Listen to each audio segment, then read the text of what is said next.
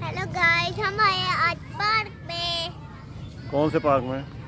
ये तो मुझे नाम ही नहीं पता, पापा को पता है। कौन सा पार्क है ये? हैं? मदीना टाउन का पार्क है। नहीं, तो इधर बहुत रश है आज क्या? ये देखो कितना रश है आज है। आपको आज झूले नहीं मिल रहे?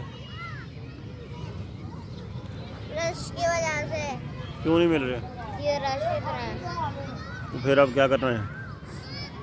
यहाँ पर थोड़ी देर खेल लेते हैं। क्या खेलने? पकड़ पकड़ाई। चलो फिर।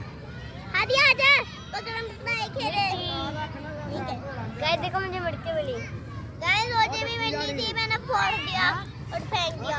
फोड़ के तू भी फोड़ के फेंक दे। हदी कैसे सुंदर लगती है। कैसे फोड़ते